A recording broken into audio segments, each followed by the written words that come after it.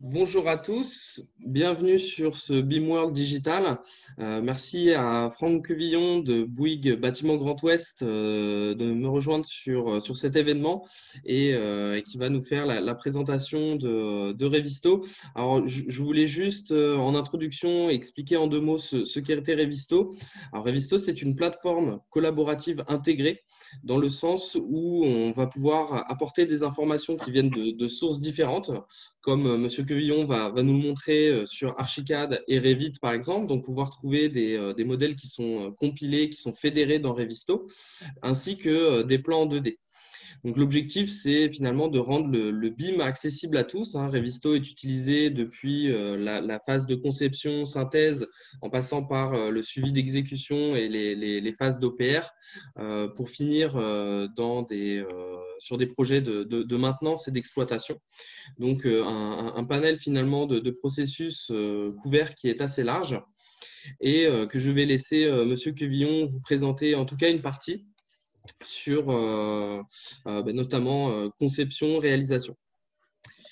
Voilà, c'était une courte introduction. On est assez chronométré par le temps. Donc, Monsieur Quevillon, le micro est à vous.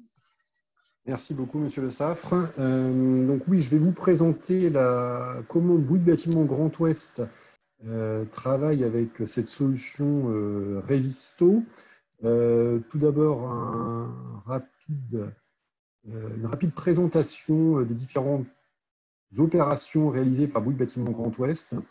Donc, on réalise des ouvrages fonctionnels, mais aussi des logements neufs, des logements réhabilités. Donc là, vous pouvez également voir sur la slide le centre hospitalier qui vient d'être terminé dans les Deux-Sèvres, ou le mémorial australien qui a été réalisé dans la Somme. Nous sommes 1250 collaborateurs qui travaillent sur de l'habitat neuf ou réhabilité, comme je le disais à l'instant, des ouvrages fonctionnels en industrie, environnement, mais aussi en développement immobilier.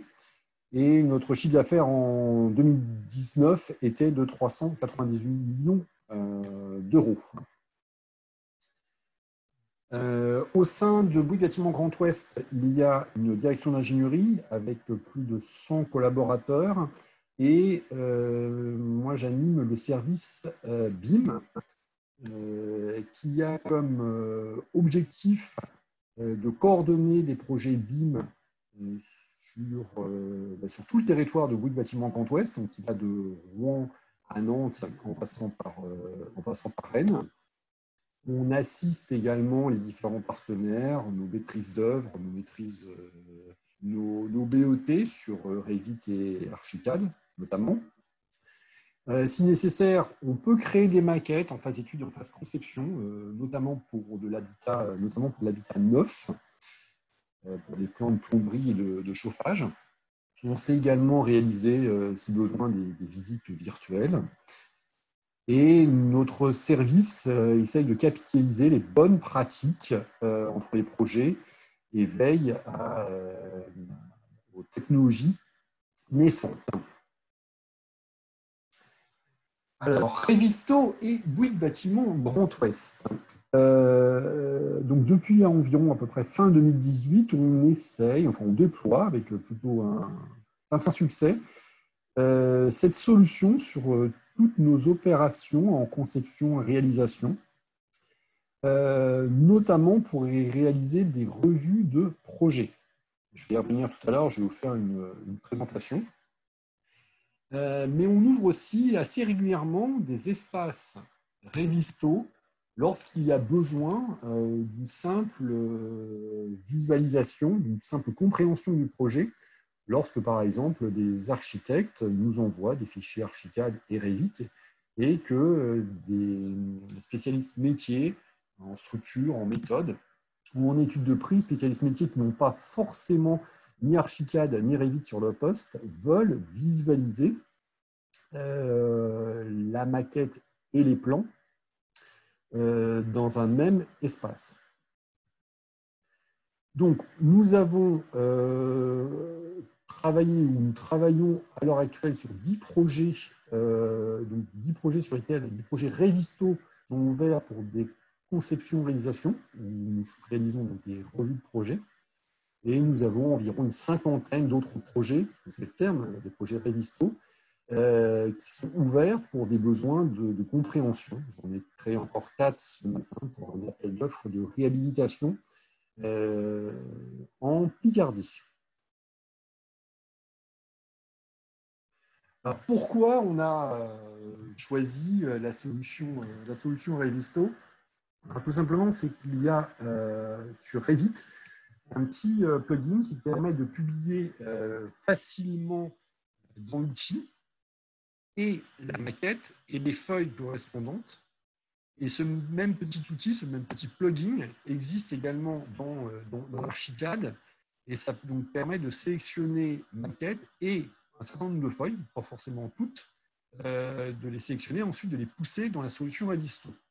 Alors j'attire votre attention sur le fait que ces deux plugins sont très stables et on a rarement de bugs lors des publications de fichiers que l'on peut recevoir d'architectes ou de BET.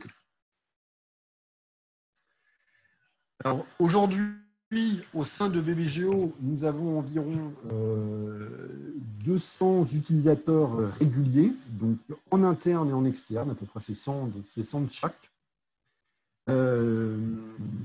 On a depuis pratiquement un an et demi émis plus de 4000 problèmes. Je crois qu'on est à 5000, hein, ces chiffres datent un tout petit peu. On a publié au sein de cette solution Revisto environ 7000 feuilles. Donc, feuilles, c'est un plan, en quelque sorte. Et on a réalisé pour des revues de projet environ 94 rapports. Alors, toujours pour vous expliquer pourquoi moi et de nombreux collaborateurs apprécient de travailler avec cette solution, c'est son côté ergonomie. Peu de boutons bien placés, que l'on retrouve assez facilement. Donc, bref, il n'y a pas besoin d'un grand mode d'emploi pour utiliser cette solution. C'est pour ça que j'ai mis en exergue le terme ergonomie. L'autre raison, une des raisons naturellement, parce qu'il y en a quand même un certain nombre pour lesquels on utilise Revisto, c'est qu'on peut, à partir du moment où des plans sont publiés dans cet environnement, en extraire des PDF pour faire des annotations à la main ou réaliser des PDF à destination de collaborateurs qui n'ont pas encore l'habitude de travailler entièrement en digital. Et une troisième raison, il y en a certainement d'autres, mais c'est la possibilité de travailler sans réseau Internet. Si vous avez déjà téléchargé sur votre ordinateur portable ou sur votre tablette les fichiers, vous pouvez travailler en déconnecté pendant un certain temps et vous reconnecter par la suite. Donc, il n'y a pas besoin d'avoir une connexion Internet opérationnelle en permanence pour lire, comprendre les projets et émettre des avis. Des avis qui s'appellent des problèmes dans le sens de Revisto.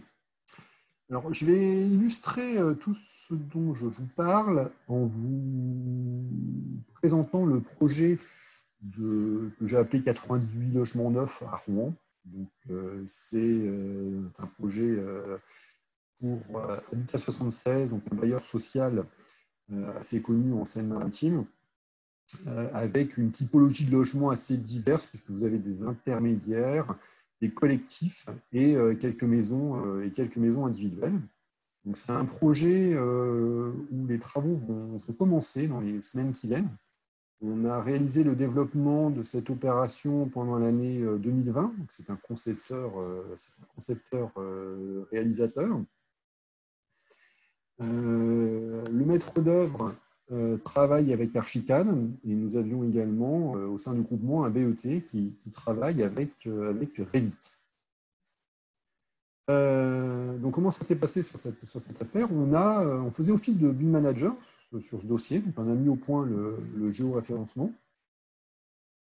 Et une fois que ce géoréférencement a été fait, l'architecte et le BEP ont publié pendant les 6 mois de développement, dont je vous parlais tout à l'heure, régulièrement leur modèle sur la plateforme sans quasiment intervention de notre part. Ça fonctionnait tout seul. Alors, les bâtiments, donc il y en a 16 qui sont constitués tous de 3 modèles. Donc un modèle architecte, un modèle électricité et un modèle CVC qui sont parfaitement compilés comme vous allez pouvoir le voir tout à l'heure. Environ une quinzaine de personnes, donc j'appelle ça des contributeurs, ont travaillé sur ce dossier en développement, en interne et en externe. Et on peut même citer le client qui a émis des commentaires sur cette plateforme. Les architectes ont participé, les BEP, et également les responsables métiers, les spécialistes métiers au sein de Bouygues Bâtiment Grand Ouest. Donc, vous allez le voir tout à l'heure sur la plateforme, on a émis environ 900 problèmes. Donc 900 questions ont été posées entre les différents interlocuteurs.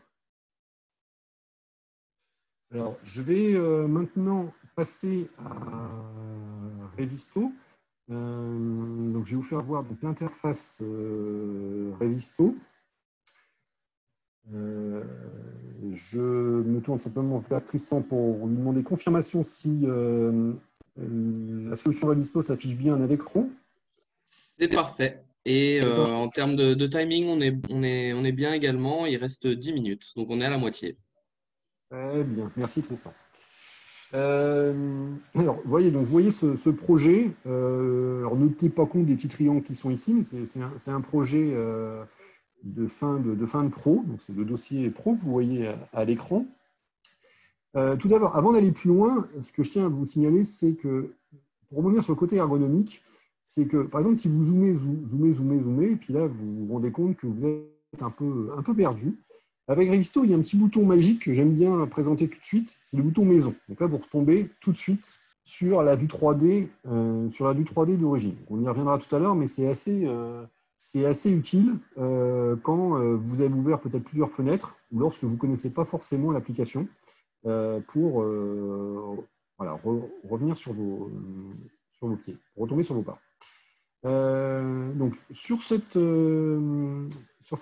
plateforme, vous voyez les différentes maquettes qui ont été publiées. Alors, quand vous voyez l'extension .pln, on est avec un fichier Archicad, et quand il n'y a rien du tout marqué, c'est un fichier Revit. Donc, on va commencer par voir le bâtiment A, par exemple. On va aller voir le plan du rez-de-chaussée du R+1 du bâtiment A. Donc là, vous avez l'arborescence des maquettes et les feuilles en dessous. On clique sur Ouvrir. Donc en partie basse de l'écran, vous avez le rez-de-chaussée, en partie haute, le R+1. Donc il est facile de passer de l'un à l'autre en cliquant simplement sur le petit icône vert que vous voyez ici. Et en cliquant dessus, la superposition se fait automatiquement donc entre la 2D et la 3D. Et donc, si je dézoome un tout petit peu, après, il y a la possibilité de faire monter ou descendre la feuille, ou monter ou descendre la 3D avec la petite flèche ici. Donc là, j'ai figé ma feuille au rez-de-chaussée et je fais monter ma 3D comme celui-ci, ou je peux également faire monter ma feuille comme ça. Donc là, on se sert de cette fonctionnalité notamment pour regarder sur les projets si les gains se plombent. Donc, comme je vous montrais tout à l'heure, là, je découvre Revisto, je suis un petit peu perdu. Je reclique sur Maison, donc je retombe sur l'environnement de base, je reclique sur la petite croix ici et je retombe sur mes pas. Ensuite, je vais vous montrer comment on peut filtrer les différents modèles de cette maquette. Alors, je le mets en position comme celui-ci. J'appuie sur le petit cube qui est ici. Mais vous avez la possibilité de filtrer par de nombreux biais. Bon, aujourd'hui, on va filtrer, puisque le temps nous est limité, simplement par les liens, donc par les maquettes qui sont positionnées ici. Donc là, vous retrouvez toutes les maquettes que je vous ai présentées tout à l'heure. Donc les maquettes d'électricité que vous voyez en partie basse, les maquettes de chauffage en partie haute. Et on va aller, par exemple, masquer. On va commencer par masquer, si vous voulez, tout. Donc là, tout se cache. Et on va simplement afficher le bâtiment B. Donc là, vous voyez le bâtiment B qui se trouve simplement ici. Là, je zoome vers ce bâtiment B. Voilà. Si je veux travailler. Donc à partir de là, qu'est-ce que je peux faire? On peut faire tout d'abord des coupes. Je vous l'ai fait voir de manière indirecte tout à l'heure. Donc vous cliquez sur le petit ciseau, c'est plutôt intuitif. Prenez la base du cône comme celui-ci. Et après, vous pouvez glisser comme ça. Donc, on va zoomer un tout petit peu. Là, et puis on va essayer d'aller voir une salle de bain. Si on tombe sur une salle de bain, pour vous montrer un réseau. Voilà. Donc on va y couper jusqu'à une baignoire qui se trouve là. Voilà. Donc là, je coupe ici. Et là, typiquement, vous ne voyez que la maquette architecte. Si je veux faire apparaître la maquette fluide, CVC, donc je reclique sur mon petit cube qui est ici et je vais aller chercher le bâtiment B, CVC, qui se trouve ici. Donc voilà, immédiatement, je vois s'afficher dans la gaine ici, je vais recliquer dessus, voilà, les réseaux qui ont été modélisés. Donc là, vous avez les deux maquettes qui sont superposées. C'est plutôt simple. Ensuite, bon, je suis perdu. Allez, je reclique sur ma petite maison, je reviens à mon point d'origine. Et pour vous montrer comment sont assemblés les différents modèles, je vais vous présenter, j'essaie de me positionner correctement, voilà. Je vais tout masquer, par exemple. Là, je masque tout. Et je vais faire apparaître que le bâtiment A, qui se trouve ici. Voilà. Donc là, je ne vois que la maquette CVC du bâtiment A, qui se trouve là. Que je recale un petit peu comme ça. Et bon, si je veux une vue totale, je assembler, je reclique là-dessus et j'ai mon bâtiment A entièrement avec toutes les maquettes compilées. Une autre fonctionnalité que je vais essayer de vous présenter, c'est comme ça. C'est la fonction mesure. Donc la fonction mesure, c'est le petit mètre qui se trouve ici. Voilà. Donc là, je mesure la distance entre ce mur-là et ce mur-là, donc qui est de 4 mètres, qui est de 4,76 m. J'attire votre attention. On arrive bientôt au fin du temps, M. Quevillon. D'accord. Il ne reste plus qu'une minute ou deux. D'accord. Ben j'allais conclure par vous présenter les différents problèmes, parce qu'on peut émettre également des problèmes sur cette solution-là. Donc, là, par exemple, vous voyez tous les problèmes qui ont été posés sur cette plateforme. En l'occurrence, là, on a 850 problèmes qui ont été, le numéro 850. Donc, j'ai cliqué par hasard sur le numéro 668. C'est un problème qui a été posé par Hugues, qui est l'architecte de cette opération. Non, c'est le bénéficiaire Hugues, et l'auteur du rapport, c'est Marius Faucheux, un de mes collaborateurs. Donc, il y a un petit logo qui s'affiche, un petit tampon qu'on a créé BY ici. Et ce problème peut être facilement vu dans tous les plans. Là, je le vois sur le plan architecte, mais on peut également le voir dans le plan électricité, avec un fond de plan électricité, comme celui-ci. Et si je veux voir le problème en 3D, il me suffit de cliquer sur donc, la partie 3D qui se trouve ici. Vous voyez, je peux basculer d'un point à l'autre assez facilement. Donc voilà, vous montrez que sur cette affaire, on a créé 912 problèmes. Et je tiens à souligner que ces problèmes ont été créés en toute autonomie. La seule prestation réalisée par le BIM Manager, c'est finalement un géoréférencement. Et après, il y a une collaboration naturelle avec un ou deux coups de fil pour expliquer le fonctionnement, mais très rapidement, l'ensemble des 15 contributeurs ont pu converser et mettre au point un dossier pro qu'on pourrait quasiment qualifier d'exécutable, puisqu'il y a une synthèse, une pré-synthèse assez poussée de réaliser. Voilà, monsieur Le Saffre. Eh bien, c'est parfait. On arrive pile poil à la fin du temps réglementaire.